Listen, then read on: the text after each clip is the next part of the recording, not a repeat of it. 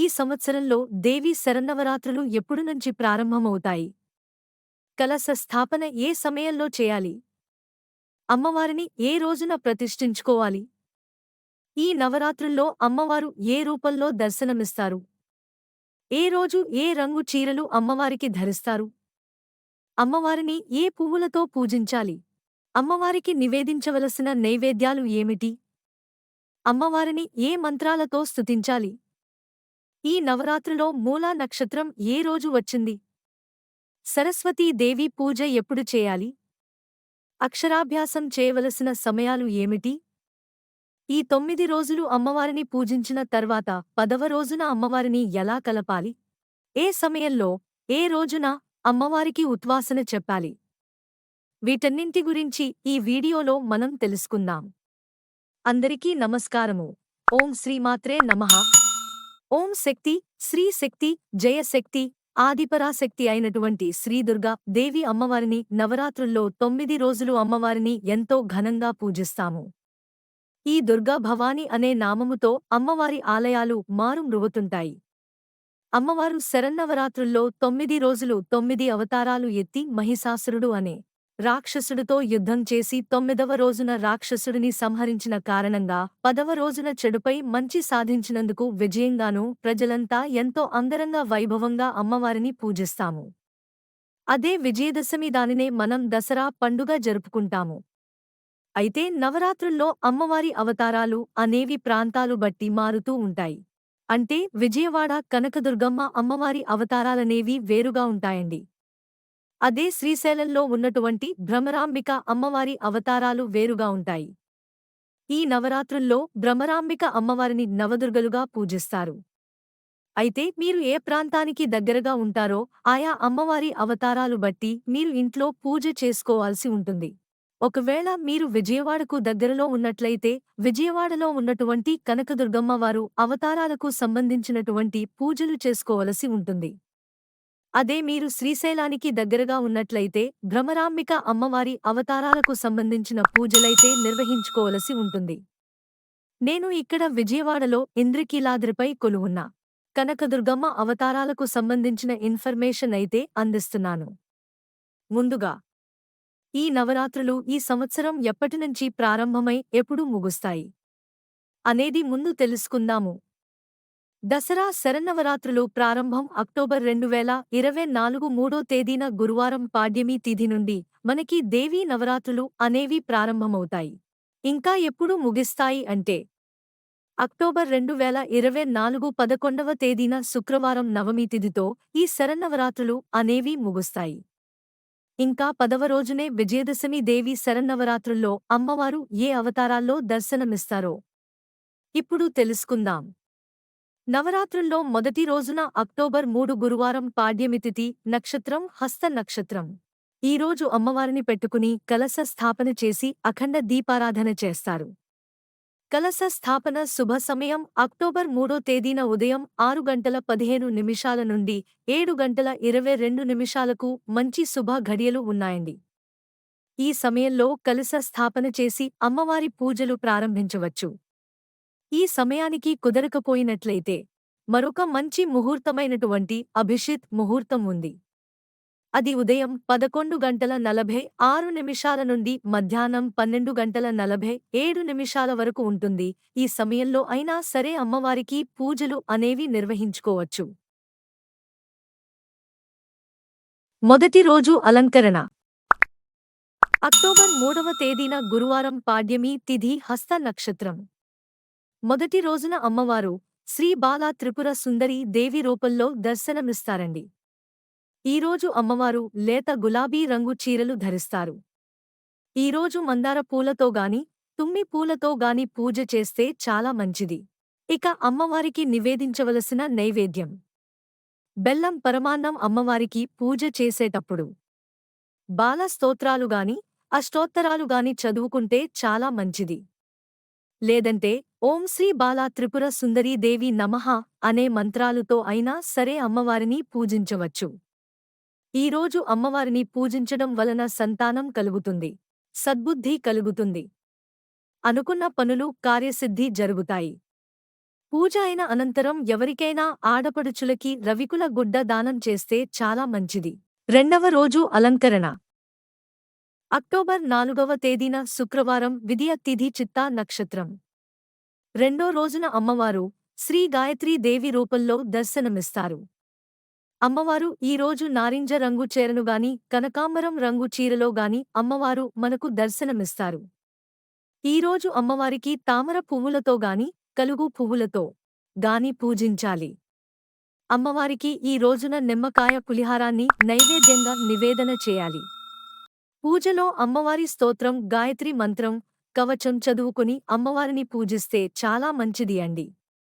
ఓం శ్రీ గాయత్రీ మాత్రే నమః అనే మంత్రం స్తుతించుకుంటూ కూడా అమ్మవారిని పూజించవచ్చు. అమ్మవారిని పూజించడం వలన మంత్ర శక్తి తేజస్సు పెంపొందుతుంది. ఈరోజు ఎవరికైనా ఎర్రటి గాజులు దానం చేస్తే చాలా మంచిది. మూడవ రోజు అలంకరణ. అక్టోబర్ 5వ తేదీన శనివారం తదియ తిథి స్వాతి నక్షత్రం. ఈరోజు అమ్మవారు శ్రీ అన్నపూర్ణాదేవిగా దర్శనమిస్తారండి. ఈరోజు గంధం రంగు చీరను ధరిస్తారు. ఈరోజు అమ్మవారికి మల్లెపూలతో గాని పొగడ పువ్వులతో గాని పూజించాలి. ఈరోజు అమ్మవారికి నైవేద్యంగా కొబ్బరి అన్నం లేదా గారెల్ని నివేదన చేయాలి. ఈరోజు అన్నపూర్ణ అష్టకంతో అమ్మవారిని పూజించాలి. ఓం శ్రీ అన్నపూర్ణాదేవి నమః అనే మంత్రంతో కూడా అమ్మవారిని పూజించవచ్చు. అన్నపూర్ణాదేవి అమ్మవారిని పూజించడం వలన సంపూర్ణ ఆరోగ్యం కలుగుతుంది. ధనానికి ఎలాంటి లోటు ఉండదు.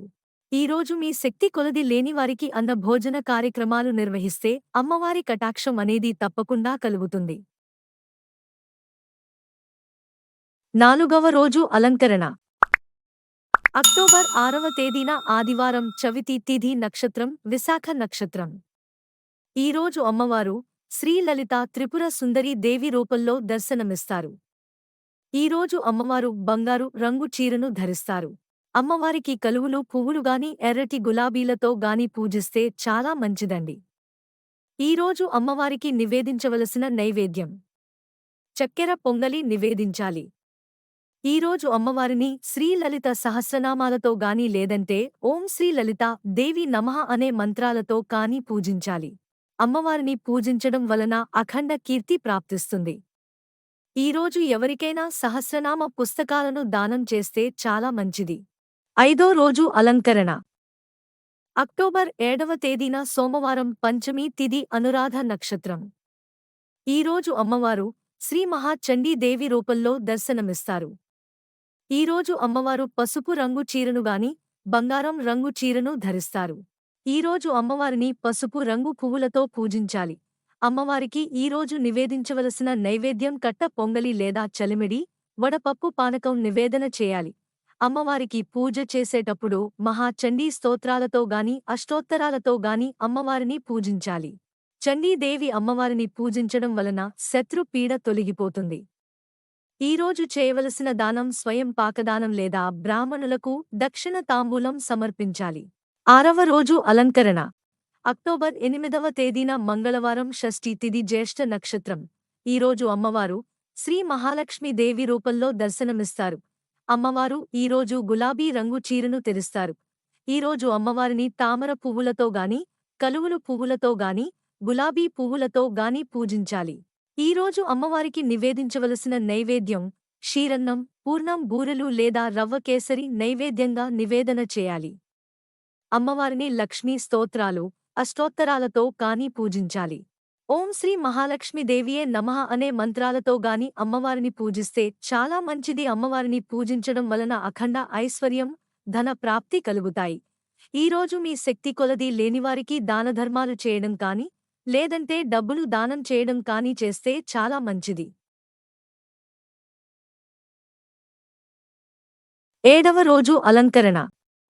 అక్టోబర్ 9వ తేదీన బుధవారం సప్తమి తిథి మూలా నక్షత్రం. ఈరోజు అమ్మవారు శ్రీ సరస్వతీ దేవి అమ్మవారి రూపంలో మనకి దర్శనం ఇస్తారండి.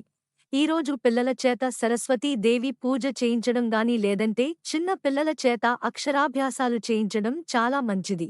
అక్షరాభ్యాసం చేయించడానికి శుభ సమయం ఉదయం 9:03 నుండి 9:27 వరకు మంచి శుభ సమయం ఉందండి. ఈ సమయంలో అమ్మవారికి పూజగాని చేస్తే చాలా మంచిది. ఈరోజు సరస్వతీ దేవి అమ్మవారు తెలుపు రంగు చీరను ధరిస్తారు. అమ్మవారికి తెల్లని పువ్వులతో గాని మారేడు దళాలతో కాని అమ్మవారిని పూజించాలి. అమ్మవారికి నివేదించవలసిన నైవేద్యం దద్దోజనం పాయసం అన్నం నివేదించాలి. ఈరోజు సరస్వతీ దేవి అష్టోత్తరాలు గాని ఓం సరస్వతీ దేవియే నమః అనే మంత్రాలతో గాని పిల్లల చేత పూజ చేస్తే చాలా మంచిది. ఈ విధంగా పూజ చేయడం వల్ల ఆ అమ్మవారి కటాక్షంతో పిల్లలకి సంపూర్ణ విద్యా ప్రాప్తి కలుగుతుంది. ఈరోజు విద్యార్థులకు పుస్తకాలు దానం చేస్తే చాలా మంచిది. 8వ రోజు అలంకరణ. అక్టోబర్ 10వ తేదీన గురువారం అష్టమి తిథి పూర్వాషాఢ నక్షత్రం. ఈరోజు అమ్మవారు శ్రీ దుర్గాదేవి అమ్మవారి రూపంలో దర్శనమిస్తారు. ఈరోజు అమ్మవారు ఎరుపు రంగు చీరను ధరిస్తారు. ఈరోజు అమ్మవారిని ఎర్రని పూలతో పూజించాలి. ఈరోజు అమ్మవారికి నైవేద్యంగా పులగం లేదా కదంబాన్ని ప్రసాదంగా నివేదన చేయాలి. ఈరోజు దుర్గాదేవి స్తోత్రాలుగాని అష్టోత్తరాలుగాని చదువుకోవాలి. ఓం దుం దుర్గయే నమః అనే మంత్రాలతో కాని అమ్మవారిని పూజించాలి. ఈరోజు దుర్గాదేవి అమ్మవారిని పూజించడం వలన శత్రువులపై విజయాన్ని సాధిస్తారు. ఈరోజు ఎర్రటి చీరను దానంగా ఇస్తే చాలా మంచిది. 9వ రోజు అలంకరణ. అక్టోబర్ 11వ తేదీన శుక్రవారం నవమి తిథి ఉత్తరాషాఢ నక్షత్రం. ఈరోజు అమ్మవారు శ్రీ మహిషాసురుని మర్దిని అవతారంలో దర్శనం ఇస్తారు. అమ్మవారు కాపీ రంగు చీరనుగాని నీరు రంగు చీరనుగాని ధరిస్తారు. అమ్మవారికి ఈరోజు నల్ల కలువలు పువ్వులు కాని శంఖం పువ్వులనుగాని సమర్పిస్తూ పూజ చేస్తే చాలా మంచిది. ఈరోజు అమ్మవారికి నైవేద్యంగా చింతపండు పులిహోర గారెలు పానకం వడపప్పు నివేదన చేయాలి. అమ్మవారిని మహిషాసుర మర్దిని స్తోత్రాలతో కాని ఓం శ్రీ మహిషాసుర మర్దిని దేవి నమః అనే మంత్రాలతో అమ్మవారిని పూజించాలి. ఈరోజు అమ్మవారిని పూజించడం వలన ధైర్యం విజయం కలుగుతుంది. ఈరోజు బ్రాహ్మణులకు స్వయం పాకదానం ఇస్తే చాలా మంచిది. దేవి శరన్నవరాత్రుల్లో 9 రోజులు 9 అలంకారాల్లో అమ్మవారు దర్శనమైతే ఇస్తారండి. ఇక 10వ రోజే విజయదశమి అక్టోబర్ 2024 12వ తేదీ శనివారం దశమి తిథి శ్రవణ నక్షత్రం. ఈరోజు అమ్మవారు శ్రీ రాజరాజేశ్వరీ దేవి రూపంలో దర్శనమిస్తారండి. ఈరోజు అమ్మవారు ఆకుపచ్చ రంగు చీరను ధరిస్తారు. ఈరోజు అమ్మవారిని ఎర్రటి పువ్వులతో గాని వివిధ రకాల సుగంధమైన పువ్వులతో గాని అమ్మవారిని పూజించాలి. ఈరోజు అమ్మవారికి నివేదించవలసిన నైవేద్యం మహా నైవేద్యం అంటే మీరీ 9 రోజులు అమ్మవారికి నివేదించిన నైవేద్యాలన్నీ కూడా ఈ 10వ రోజున మళ్లీ అమ్మవారికి నైవేద్యంగా నివేదన చేస్తారు. అమ్మవారి అష్టకముతో అమ్మవారిని పూజిస్తే చాలా చాలా మంచిది. ఓం శ్రీ రాజరాజేశ్వరి మాత్రే నమః అని అనుకుంటూ అమ్మవారిని పూజించవచ్చు. రాజరాజేశ్వరీ దేవి అమ్మవారిని పూజించడం వలన శక్తి సౌభాగ్యం కలుగుతాయి. ఈరోజు ఎవరికైనా పూలమాలల్ని దానం చేస్తే అమ్మవారి కటాక్షం వలన మీరు అనుకున్న పనులు వెంటనే జరుగుతాయి. 10 రోజులు అమ్మవారిని ఎంతో ఘనంగా పూజ చేసుకున్న తర్వాత అమ్మవారిని ఏ రోజు కలపాలి అమ్మవారికి ఉద్వాసన ఏ సమయంలో చెప్పాలంటే నవరాత్రులు 9 రోజులు పూర్తి చేసుకున్న తర్వాత 9వ రోజున మంగళవారం గాని శుక్రవారం గాని రాకుండా ఉన్నట్లయితే 9వ రోజున అమ్మవారిని కదపొచ్చు. కానీ మనకి ఈ సంవత్సరం 9వ రోజు శుక్రవారం వచ్చింది. అందుకని ఎట్టి పరిస్థితుల్లో అమ్మవారిని శుక్రవారం రోజున కలపకూడదు. తరువాత రోజు శనివారం 10వ రోజున మాత్రమే అమ్మవారికి ఉద్వాసన అనేది చెప్పాలి. కలశాన్ని కూడా ఈరోజే కలపాలి. అలాగే అఖండ దీపం పెట్టుకునేవారు అక్కడ దీపాన్ని కూడా ఈరోజు తీయాలి. అమ్మవారి ఉద్వాసన సమయం అక్టోబర్ 2024 12వ తేదీ శనివారం ఉదయం మీరు పూజ చేసుకున్న తరువాత 11:15 నుండి 11:48 లోపు అమ్మవారికి ఉద్వాసన చెప్పి అమ్మవారి పీఠాన్ని తీసేయండి. ఒకవేళ ఉదయం వేళలలో కుదరదు అని అనుకునేవారు సాయంత్రం వేళలో అయినా అమ్మవారికి ఉద్వాసన చెప్పొచ్చు. సాయంత్రం ఉద్వాసన సమయం 3:19 నుండి 5:11 లోపు అమ్మవారి పీఠాన్ని కదిలించవచ్చు. నవరాత్రి పూజలు పూజ చేయవలసిన పువ్వులు కానీ నైవేద్యాలు చేయడం రాకపోయినా మీకు దొరికిన పువ్వులతో అమ్మవారిని పూజించవచ్చు. అలాగే మీకు ఏ నైవేద్యాలు చేయగలరో ఆ నైవేద్యాలు రోజుకొక నైవేద్యం చేసి అమ్మవారికి నివేదన చేయవచ్చు. ఈ వీడియో కనుక మీకు నచ్చినట్లయితే ప్లీజ్ లైక్ చేసి మీ ఫ్రెండ్స్కి షేర్ చేయండి. అలాగే మా కొత్త వీడియోస్ మీకు వెంటనే చేరాలంటే మా ఛానల్ని సబ్స్క్రైబ్ చేసుకుని పక్కనే ఉన్న బెల్ ఐకాన్ని ప్రెస్ చేయండి. ధన్యవాదములు.